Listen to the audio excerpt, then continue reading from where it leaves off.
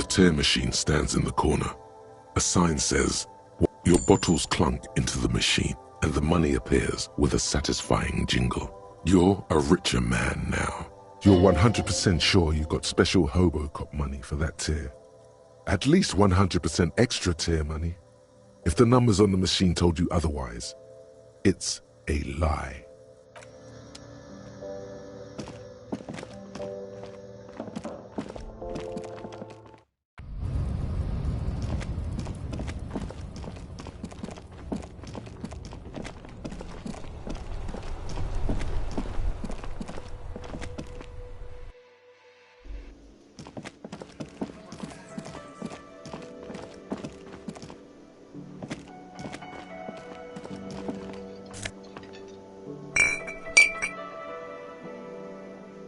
Can I help you? Got the 20 real? Good. You got the room for the night, but remember, you'll need another 20 real tomorrow. Take it easy on him. Deep down, he really hates being the guy who has to remind you.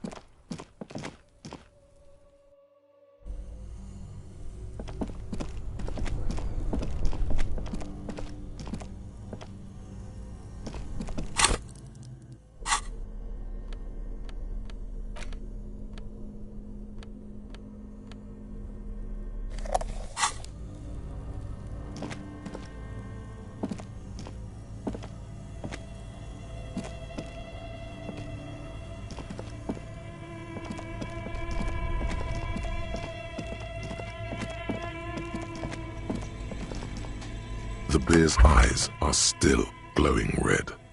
It's guarding over the freezing corpse hidden inside its belly.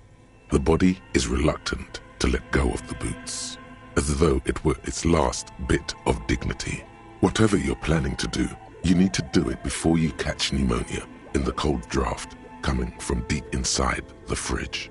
It feels like the leg is going to come off along with the boot, but you're able to get the boot to move a centimeter or two. It's not completely useless. You're able to reveal a little more of the putrid polymer sock beneath the boot.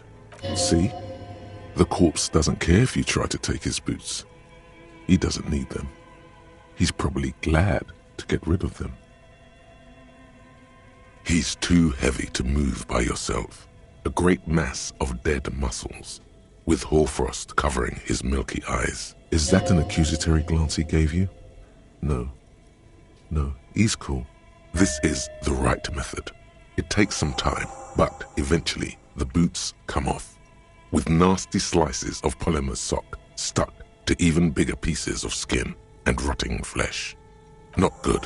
Let's pin this on the bear. The ice bear tore up his legs with its claws. As for the boots, you can't possibly do anything with them until you've cleaned and disinfected them thoroughly. Yes, these absolutely need to be washed before. The stink is incredible. Didn't the Whirling have a kitchen? Shoot, Looney Rooney.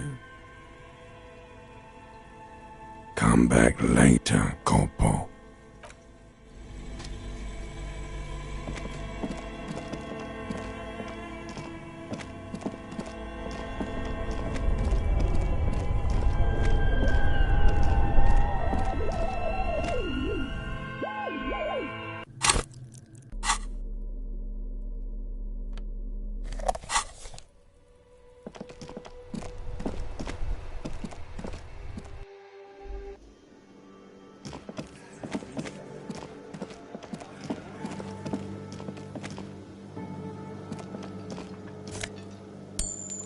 This industrial gas-powered stove has been used to prepare food for many hungry hostel guests. There are several pots and pans on hand. A commercial pot draws your attention. It's very large, gigantic even. It could be used to make enough stew to feed an entire city, and also to boil a putrid pair of death boots. Far away, in the darkness of a makeshift morgue behind Station 41's Lazarus, Dr. Nix Gottlieb cuts into the cold, dead feet of a murder victim. The veins are oddly black. He suspects a neurotoxin. There is a variety of soaps and bleaches in the cabinet to the left of the stove. There is also a bottle of white vinegar in the cabinet next to the fridge. It's bad with those boots. Don't be stingy now.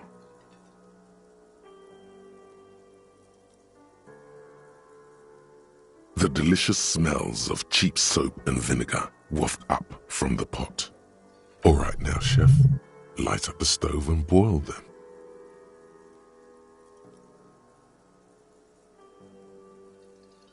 The strong smell of vinegar forces you to step away from the pot. The water slowly comes to a boil. Strips of polymer fabric and human tissue separate from the lining of the boots. They float to the bubbling surface. The boots look cleaner and cleaner. Those bits of human flesh are beginning to look cooked. You can smell it too. That's it, chef.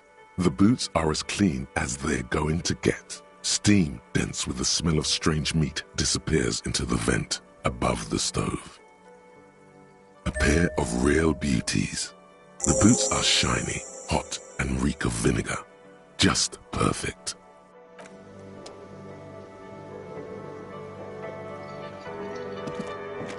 You see a heavy steel.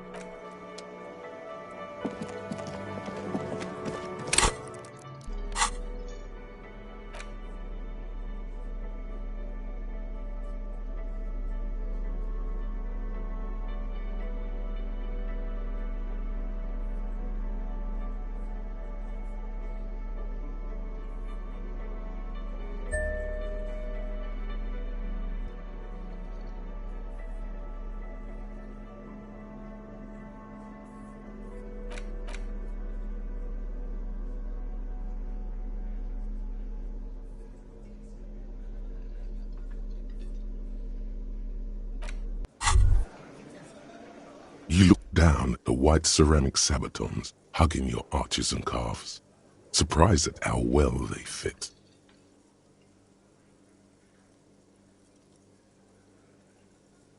The hardened vitreous enamel, at once sleek and light, adds a glow to your cheeks and a spring to your step. Just imagine what a full suit of this stuff could do for you.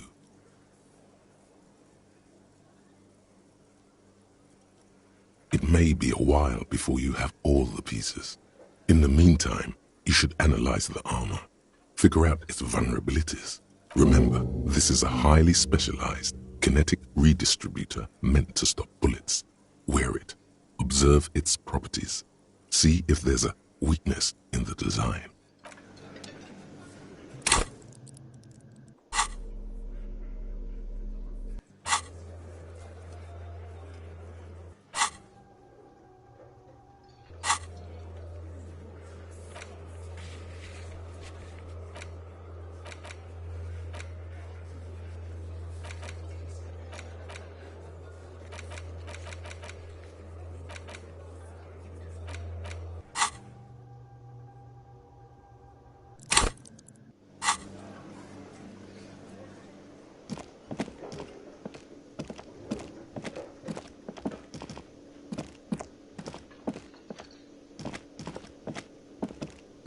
Oh, hello, dear.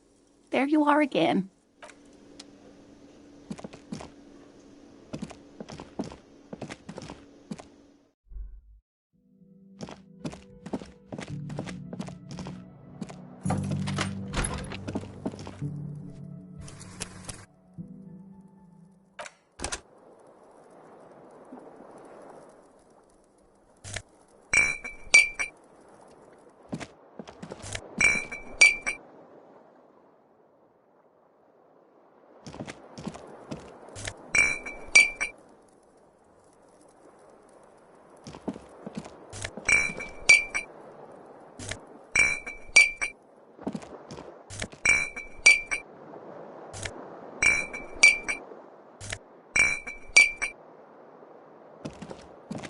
The fan is spinning.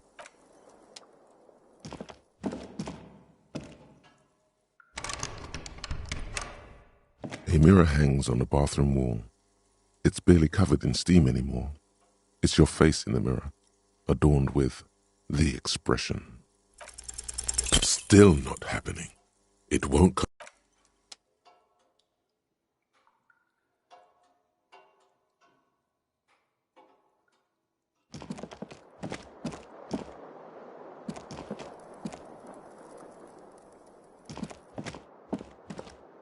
The bed is still cold from the broken window, and not too inviting.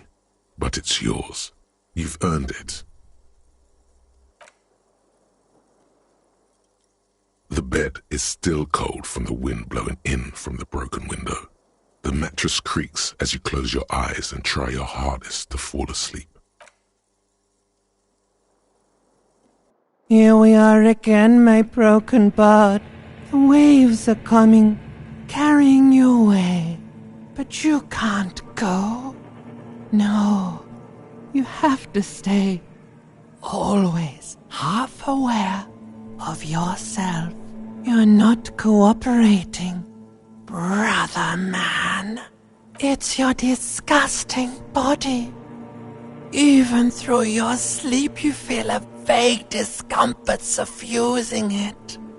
Your belly and your sides are unpleasantly tender. You wish you could curl up into a fetal ball of safety. But you cannot, because of the pain.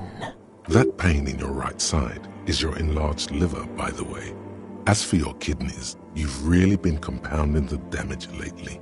Every cell in your body is moaning in agony, asking, what did we ever do to you?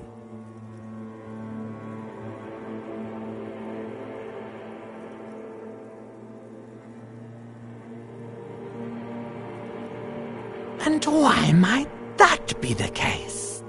What lava lights on such a bloated corpse to be?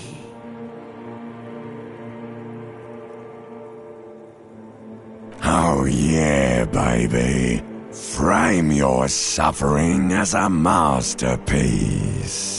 Only one problem. No one's watching.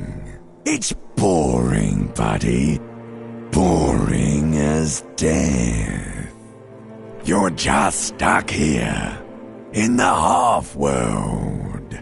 Could try looking at other people. Really looking. But why would you want to start doing that?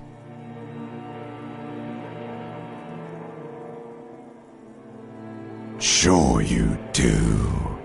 They're all so friendly, aren't they? At least they're interesting. Each one has a process just like yours, running in the space between their ears, full of secrets. What do you think you're doing right now? Coming to some greater awareness? Look at all these lights, blinking in and out of existence. Thoughts! You're just pretending that you're asleep, even to yourself, while the world goes on without you. Let it. Let it. But it never seems to let you go, does it? Time to rise and wipe that shining sweat off as best you can. Gather your bearings. Rock and roll. Put on your prettiest face for the masses.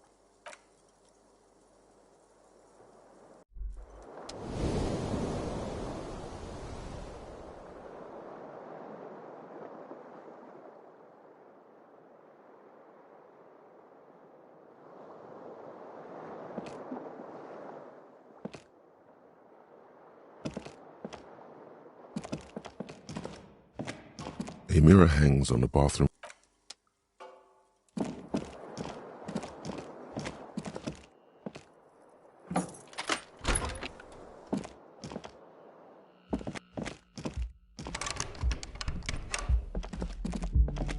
The door is closed.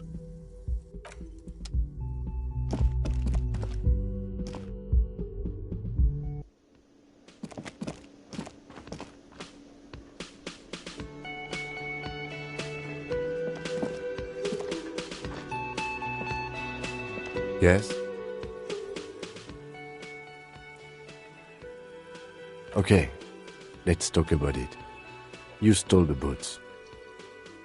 Congratulations. That must have taken an enormous concerted effort, considerable ingenuity and timing. Now, I'm going to report you and you are going to go to jail.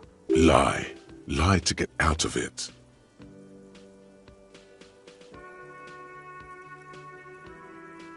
Sure. Anyway, did you want something? Related to police work? I don't care about your insane theft, the lieutenant thinks, and looks away from the boots. Just know, if anyone asks me, I will snitch on you. You look like shit. And I don't mean that as a metaphor. You can't leave it like that. Spin it on its head. Engage caps lock.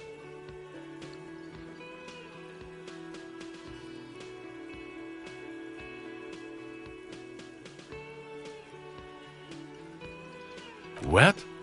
Push it more. Harder. Be more intelligent. Oh, come on, Jean. It looks like it's been a rough week on him. It's not just this week. What do you want? There's something about this guy that matches with a face in your head. A similar but different face. He might be wearing a disguise.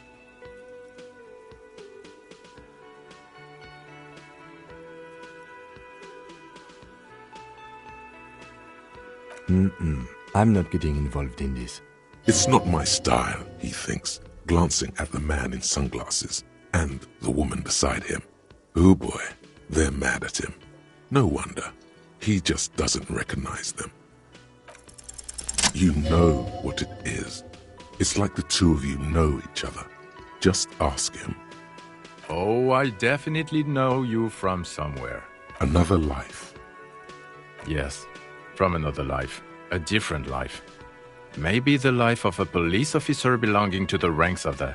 To what station do you think you would belong in this alternate and totally fictional reality? He seems to be observing you through the reflective glass of his eyewear. There's no reply. Perhaps repeat it? Repeating it gets no reaction from the man with the sunglasses. Suddenly, the world is very quiet. Even the howling wind outside sounds a bit embarrassed. Okay, that's plausible. That's entirely plausible. Now we're really getting somewhere. Somewhere good.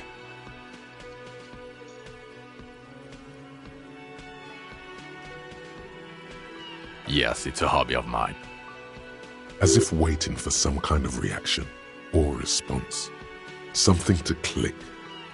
It's not happening though. Who is this guy? Okay.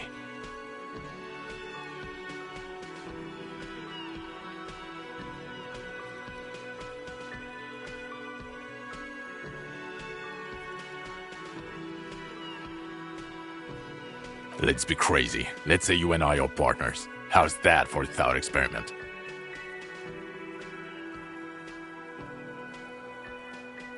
I'm sure he's fucking flattered, but Kim is not part of this thought experiment. In this one, we're partners. The lieutenant is silent. No, because in this thought experiment, we're all police officers in a police station. We don't do crimes. We're not crime bros. Come on, stop it.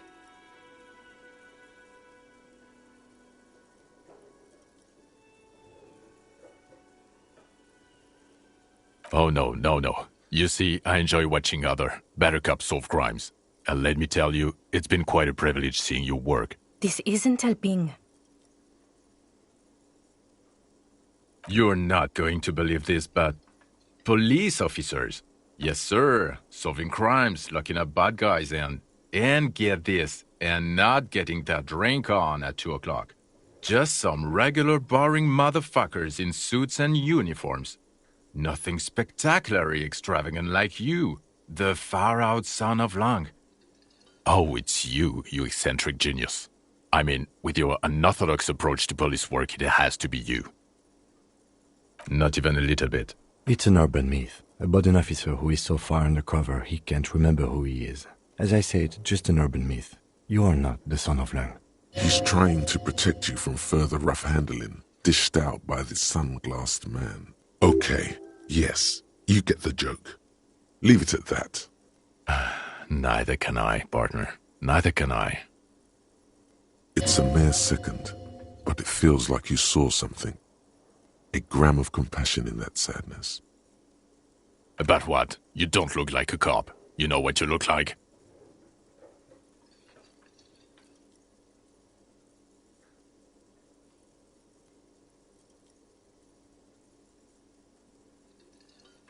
Not the prophet shit again. He didn't answer your question. No. 'Cause it's not my job. Why don't you go and fucking do yours and solve this damn hanging?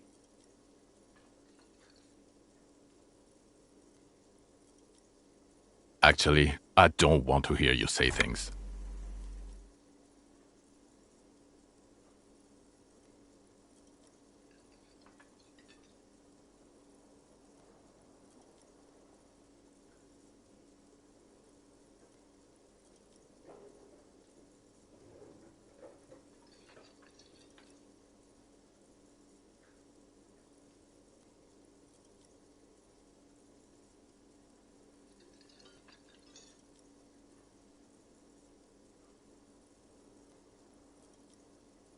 Come on, Jean. Okay, say things. I want to hear you say things. Hear that? He wants you to say things. Say one. Suddenly, out of nowhere, case-related things start popping up in your head. So, do you know who hanged him? I don't know. Why are you? It's like you felt it would be intellectually stimulating and would lead somewhere. A custom even? Strange. Who knows why we do the things we do? Somehow, bouncing those ideas off the man with sunglasses felt calming, like you've done it before. Oh my god, there's more. You want something more? What is it? Okay, why not? Let's do the old thing over again. We're not wasting time. There is no time. So, do you know who hanged him? Yeah, I can see that. I don't know. Why are you? Oh my god, there's more. You want something more? What is it? Watch out for yourself, loser. Okay, the man with the sunglasses and his hypothetical Station 41. Weird, right? There's something missing here. Something you can't put our finger on. You know what? Just ask him. I know it sounds crazy, and you'll probably get laughed at. But still, yes, just cross it off the list. It's probably not true, though. Again? I can't believe this shit. I'm going to say no. Just to see what you'll say to that. What'd you say? Okay? Jean, he said okay. Give it a rest. Okay, I was clearly wrong. He is a firefighter, male nurse, animal control agent, something of that kind. Not a cop. Go on with your cop work. Don't let me stop you again. The woman in an RCM patrol officer's uniform winces as she notices you. I would really prefer not to talk to you right now. A patrol officer is the lowest rank in the RCM, below lieutenant and sergeant. Yes, I am.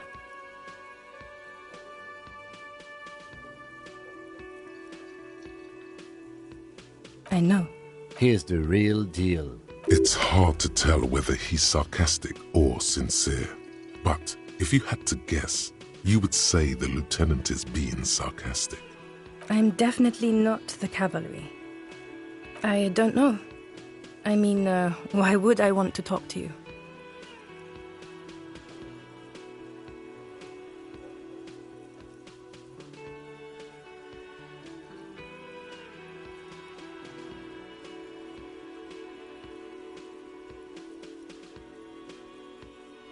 do you now?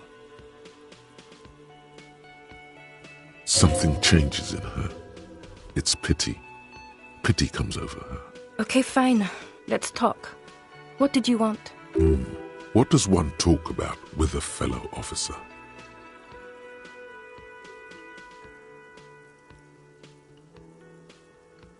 What precinct? Am I from? God, he doesn't know. Fucking deranged lunatic. You're getting an intellectually unsatisfying vibe from this conversation. Maybe you're doing something wrong.